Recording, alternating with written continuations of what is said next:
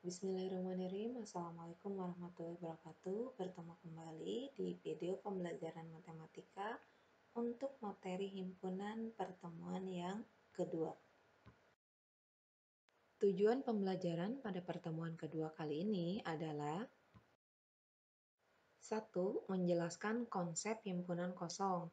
Yang kedua, menyebutkan himpunan bagian dari suatu himpunan. Yang ketiga, menjelaskan himpunan semesta dan diagram Venn. Pada materi sebelumnya, kalian telah mempelajari bagaimana membedakan himpunan dan bukan himpunan. Masih ingat? Kumpulan bilangan asli kurang dari 5, berarti itu merupakan himpunan. Kumpulan binatang berkaki 4, itu juga merupakan himpunan. Kemudian ada lagi kalau Ibu menyebutkan kumpulan makanan enak, kumpulan orang-orang tinggi. Nah, dua kumpulan yang barusan Ibu sebutkan itu adalah bukan himpunan, masih ingat kan? Nah, kemudian kalian juga telah mempelajari apa itu himpunan. Himpunan adalah kumpulan benda atau objek yang didefinisikan dengan jelas.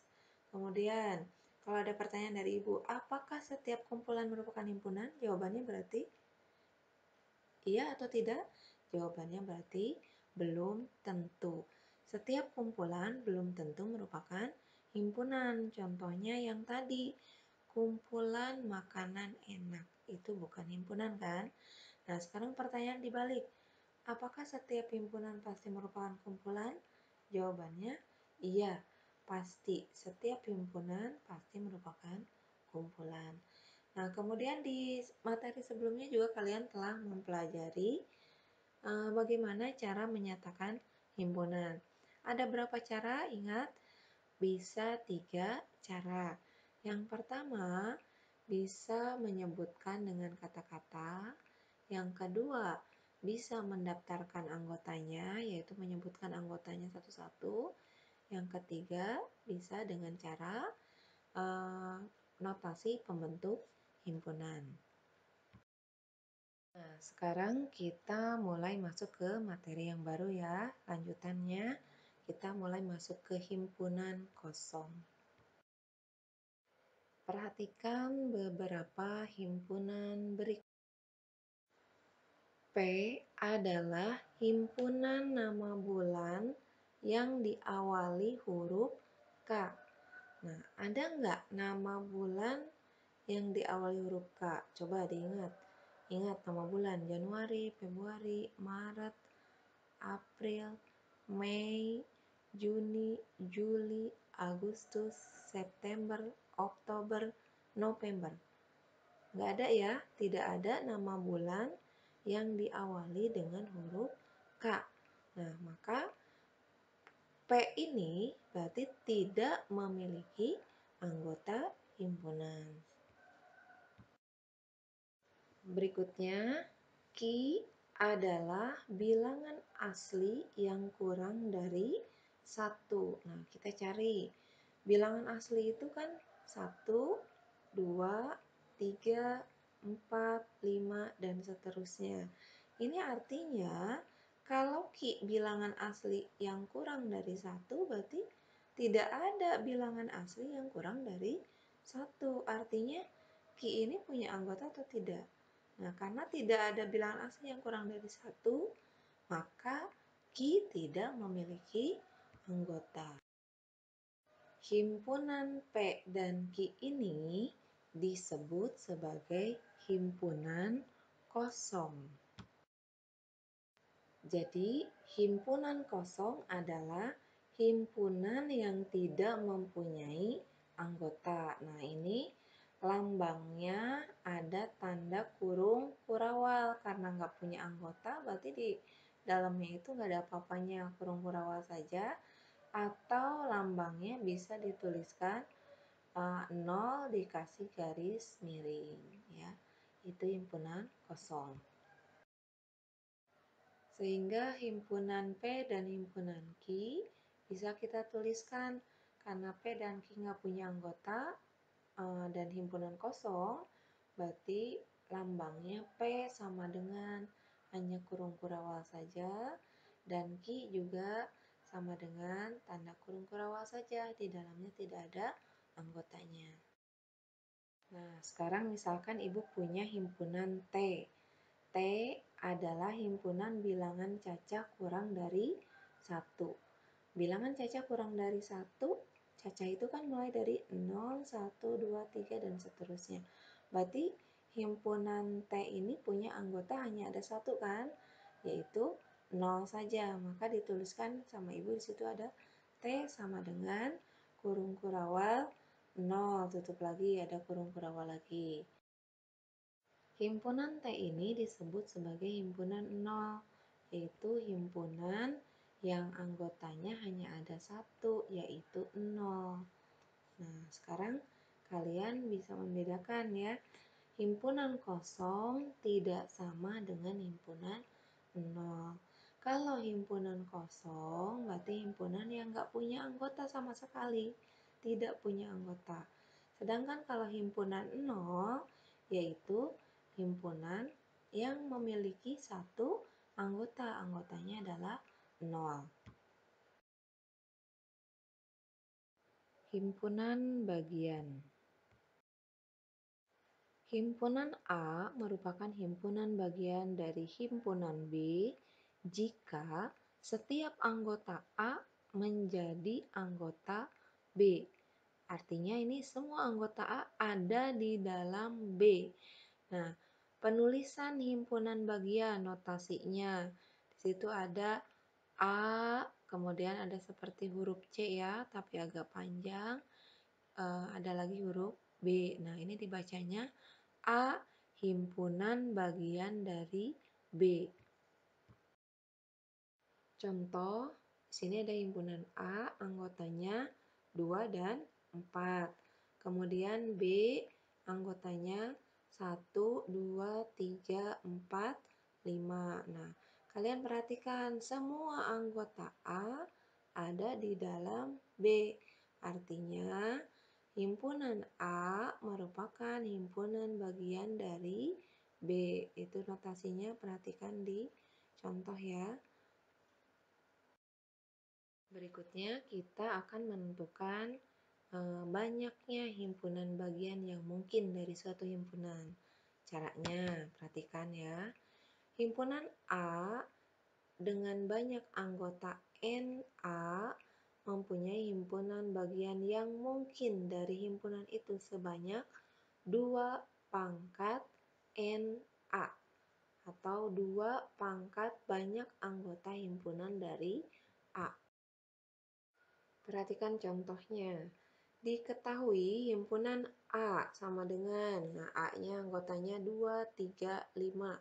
Berarti banyak anggota A, dituliskan NA itu sama dengan 3. Nah, banyak himpunan yang mungkin dari himpunan A adalah banyak himpunan bagian yang mungkin nih. Karena anggotanya ada 3, maka untuk menentukan banyak himpunan bagian yang mungkinnya, rumusnya tadi 2 pangkat NA, berarti 2 pangkat 3. 2 pangkat 3 ngitungnya berarti 2 kali 2 kali 2. Hasilnya sama dengan 8. Himpunan bagian dari A itu apa saja? Yang pertama, mulai dari himpunan kosong, artinya yang nggak punya anggota. Jadi himpunan kosong ini merupakan himpunan bagian dari setiap himpunan ya. Kemudian himpunan bagiannya yang hanya punya satu anggota saja, berarti ada himpunan 2, himpunan 3, himpunan 5. Berikutnya yang punya 2 anggota, berarti di situ ada 2 dengan 3, 2 dengan 5, atau 3 dengan 5. Yang satu lagi, himpunan bagian yang punya 3 anggota, berarti 2, 3, 5. Nah, jadi himpunan bagian dari A yang mungkin ada himpunan kosong, 2, himpunan 3, himpunan 5, himpunan 2 dan 3, himpunan 2, 5, 3, 5, dan satu lagi 2, 3, 5. Dihitung ada 8 ya, banyak himpunannya, ada 8 himpunan bagiannya. Materi berikutnya, himpunan semesta. Himpunan semesta yaitu himpunan yang memuat semua objek atau anggota himpunan yang sedang dibicarakan, atau biasanya disebut himpunan yang paling besar. Nah, himpunan semesta ini dilambangkan dengan huruf S. S-nya besar, itu khusus untuk semesta. Contoh, kalau misalkan Ibu punya himpunan R, anggotanya 1, 2, 3, 4, 5. Nah, kira-kira himpunan semesta yang mungkin itu apa? Atau himpunan yang paling besarnya kalau Ibu tuliskan bilangan 1, 2, 3, 4, 5. Nah, contohnya di sini bisa himpunan semestanya adalah bilangan asli kurang dari 10. Atau bisa juga Ibu tuliskan S adalah bilangan caca dan sebagainya ya. Pokoknya himpunan semesta itu himpunan yang paling besar. Materi yang terakhir untuk pertemuan ini kita masuk ke diagram Venn. Diagram Venn adalah suatu diagram yang digunakan untuk menyatakan sebuah himpunan atau beberapa himpunan yang saling berhubungan. Nah, sekarang bagaimana cara membuat diagram Venn? Aturannya, yang pertama, himpunan semesta digambarkan dalam sebuah persegi panjang. Nanti di dalamnya kasih simbol di pojok kiri atas itu dengan huruf S, lambang untuk semesta. Yang kedua, setiap himpunan yang dibicarakan ditunjukkan dengan gambar berupa kurva tertutup sederhana. Itu maksudnya himpunannya, misalnya ada himpunan A, himpunan B, gambarkan dengan lingkaran. Kemudian yang ketiga, setiap anggota himpunan ditunjukkan dengan noktah atau titik.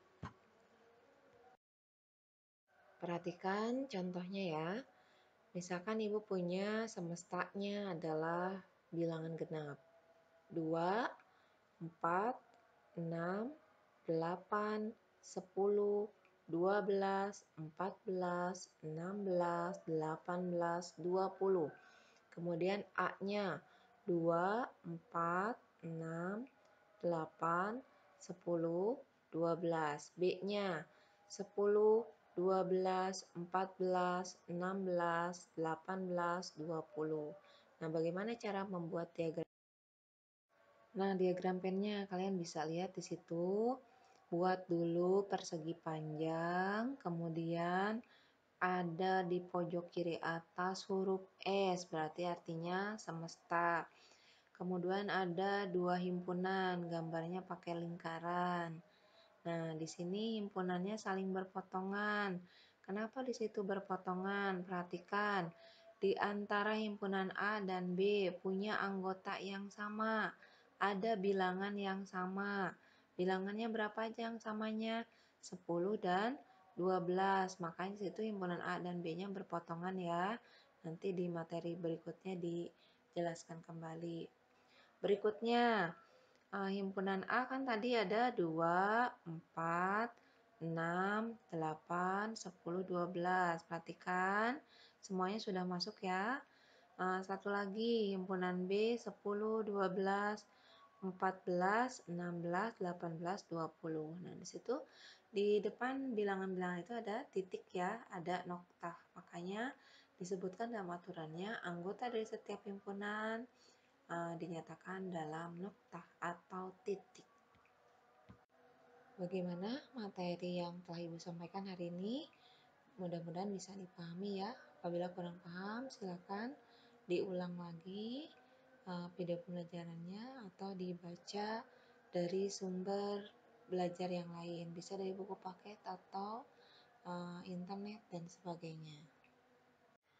Untuk pertemuan hari ini, Ibu tidak berikan tugas LKPD ya, namun kalian harus isi link hasil belajar. Nah, di situ nanti ada tambahan kesimpulan yang perlu kalian tuliskan pada link tersebut. Demikian materi pembelajaran yang dapat Ibu sampaikan pada pertemuan kali ini. Mudah-mudahan bermanfaat dan mudah-mudahan dapat dimengerti oleh kalian semuanya. Kita lanjutkan materi berikutnya pada video pembelajaran selanjutnya. Terima kasih. Assalamualaikum warahmatullahi wabarakatuh.